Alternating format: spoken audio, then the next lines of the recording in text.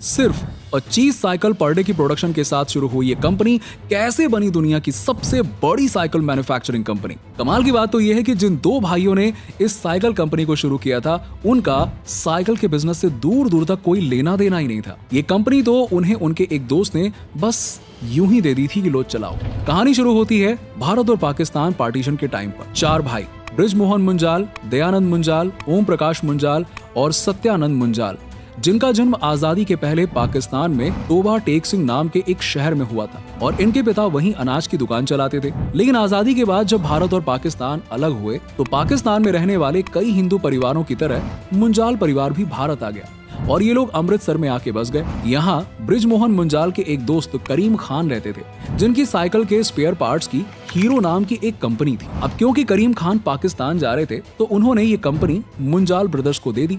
यहीं से मुंजाल ब्रदर्स की दुनिया बदलने वाली थी। लेकिन ऐसा नहीं है कि सक्सेस मुंजाल ब्रदर्स को लक से मिल गई, मेहनत तो अभी करना बाकी था और उन्होंने अपने इस सपने को साकार करने के लिए काफी ज्यादा मेहनत की थी। अमृतसर में साइकिल के स्पेयर पार्ट्स का बिजनेस कुछ खास नहीं चल रहा था और इसीलिए चारों भाइयों ने अपने बिजनेस को लाहौर शिफ्ट करने का सोचा। इसके लिए उन्होंने बैंक से 50,000 रुपए का कर्ज लिया और स्पेयर पार्ट्स बनाने वाली कंपनी को साइकिल बनाने वाली कंपनी हीरो में बदल दिया।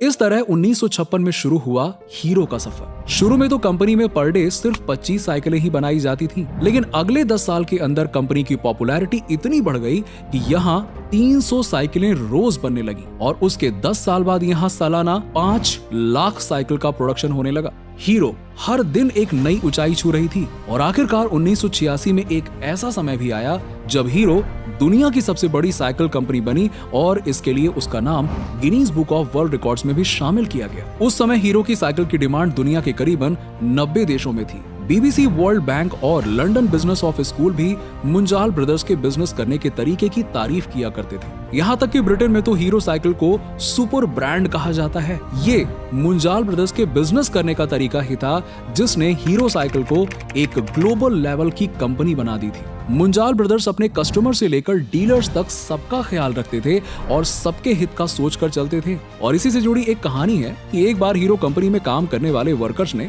अपनी कुछ मांगों को पूरा करवाने के लिए स्ट्राइक कर दी। कुछ समय बाद देखा गया कि फैक्ट्री में कुछ लोग साइकिल बनाने का काम फिर से शुरू कर रहे हैं। जब हड़ताल करने वाले कर्मचारियों ने जाकर देखा तो पता चला कि फैक्ट्री में साइकिल बनाने वाले कंपनी के मालिक यानी कि खुद मुंजाल ब्रदर्स हैं। ये बात भी उस वक्त की है जब हीरो एक ग्लोबल लेवल का ब्रांड बन चुका था। मालिक को साइकिल बनाते हुए देख वर्कर्स ने उन्हें रोकने की कोशिश की, जिस पर ओम प्रकाश मुंजाल ने कहा कि आप वर्कर होने के नाते स्ट्राइक पर जा सकते हैं क्योंकि ये आपका अधिकार है, लेकिन फिलहाल हमारे पास साइकिल बनाने के कई ऑर्डर्स हैं और हमें उन ऑर्डर्स को पूरा करना है।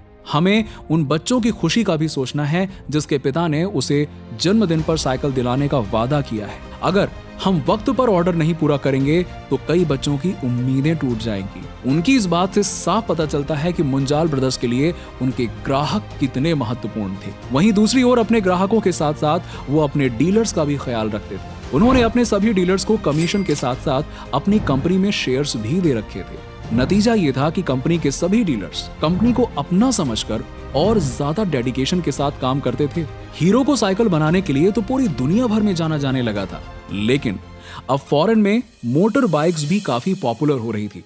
लेकिन भारत में ऐसा कुछ भी नहीं था। यहाँ मार्केट में तब भी स्कूटर और मोपेड ही अवेलेबल थे। इसीलिए हीरो ने सोचा कि वो इंडिया में मोटरसाइकिल लॉन्च करेंगे, लेकिन उस टाइम तक उनके पास मोटरसाइकिल का इंजन बनाने की टेक्नोलॉजी नहीं थी। इसीलिए उन्होंने सोचा कि फॉरेन की किसी कंपनी के साथ टाई अप करेंगे और उन्होंने popular motor bike company Honda को अपना प्रपोजल भेजा। होंडा एक जापानीज कंपनी थी और उस समय कोई विदेशी कंपनी सीधे भारत में आकर अपना बिजनेस स्टार्ट नहीं कर सकती थी। इसीलिए होंडा को भी इस टाई अप के जरिए इंडियन मार्केट में एंट्री लेने का मौका मिल गया। फाइनली 1984 में दोनों कंपनीज ने एक जॉइंट वेंचर साइन किया और इसके कई नियम भी बनाए गए, जैसे कि हीरो मोटर बाइक की बॉडी बनाएगी और होंडा का काम इंजन बनाने का होगा। इसके अलावा दोनों कंपनीज ने एक एनओसी भी साइन की थी कि दोनों में से कोई भी कंपनी दूसरी कंपनी के कॉम्पिटिटर के तौर पर अपना कोई प्रोडक्ट लॉन्च नहीं करेगी। इसके बाद इनका सबसे पहला प्लांट हरियाणा के धरुहेरा में लगा और 1985 में हीरो होंडा ने अपनी पहली bike hero Honda CD100 launch की।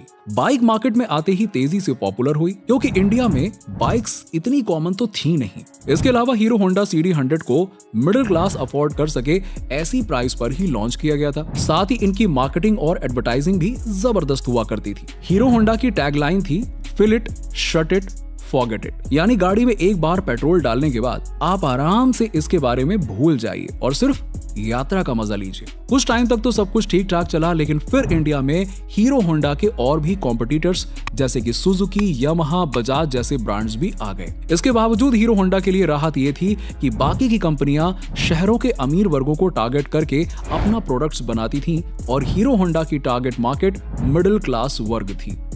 लेकिन समस्या तब शुरू हुई जब जापानीज करेंसी की वैल्यू में उछाल आया और जापान से आने वाली मशीनरी महंगी पड़ने लगी। अपनी बाइक्स को अफोर्डेबल बनाए रखने के लिए वो प्राइस को बढ़ाना नहीं चाह रहे थे।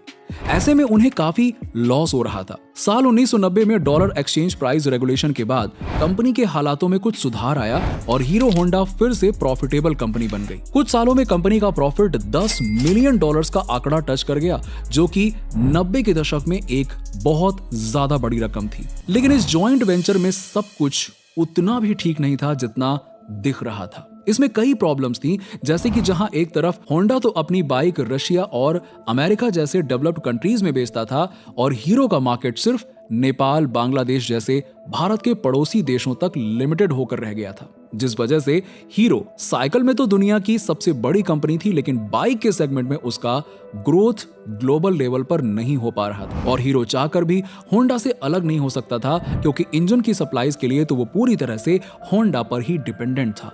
इसीलिए वो अलग से भी अपनी कोई बाइक नहीं लॉन्च कर सकता था। हीरो ने इसका तोड़ निकाला और हीरो होंडा की बिक्री से होने वाले अपने हिस्से यानी कि प्रॉफिट का कुछ हिस्सा इंजन बनाने के लिए यूज करने लगा, जिससे दोनों कंपनीज के बीच में कॉन्फ्लिक्ट्स और बढ़े।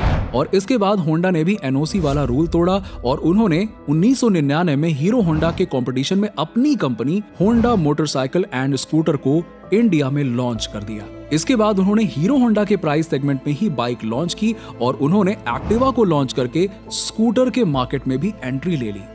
लेकिन इन सब से हीरो होंडा के कस्टमर्स डिवाइड हुए, यानी कि इन सब में होंडा को तो फायदा ही फायदा था।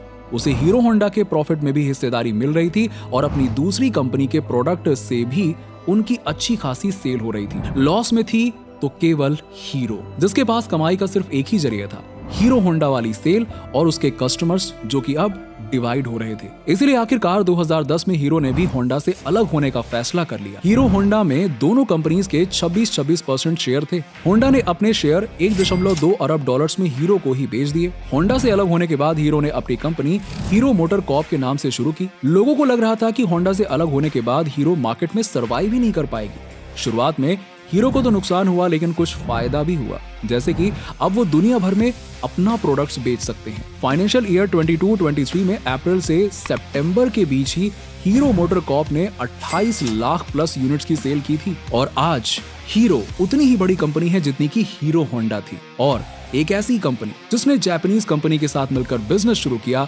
वो है नाइक। नाइक की सक्सेस स्टोरी को जानने के लिए अभी ये वाला वीडियो देखिए।